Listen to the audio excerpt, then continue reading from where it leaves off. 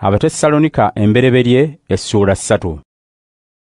Kale bwe twalema okwongera okugumiikiriza, kye twava tusalawo okusigala ffekka mu Ateene. Ne tutuma muganda waffe Timoteewo gwe tukola naye omulimu gwa Katonda, nga tutegeeza abantu amawulire amalungi aga Kristo. Twamutuma abagumye era abanyweze mu kukkiriza kwammwe, waleme kubaawo n'omu aterebuka olw'okuyigganyizibwa.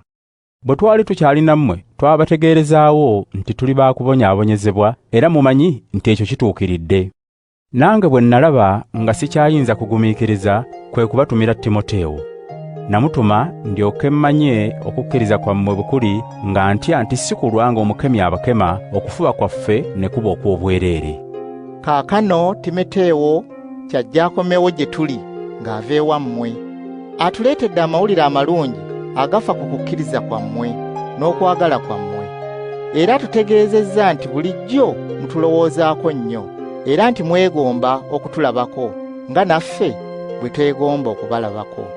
Kale baganda baffe, newankubadde nga tuli mu buzibu bungi ne mu kubonaabona, naye okukkiriza kwammwe kutuzizzaamu amaanyi, kubanga bwe muba abanywevu mu Mukama waffe tuba balamu ddala. Kale Katonda tunaamuwaaki okumwebaza olw'essanyu lye tulina mu maaso ge ku lwammwe.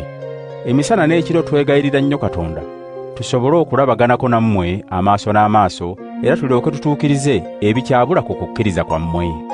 Katonda yennyini era Kitaffe ne Mukama waffe Yesu batusobozese okujja gye muli. Mukama abongeremu okwagalananga n'okwagalanga abantu bonna nga ffe be tubaagala mmwe. Anyweze emitima gyammwe Mukama waffe Yesu Kristo bw'alijja awamu n'abatukuvu be, mulyoke musangibwe nga temuliiko kyakunenyezebwa, nga muli batukuvu mu maaso ga Katonda waffe era Kitaffe.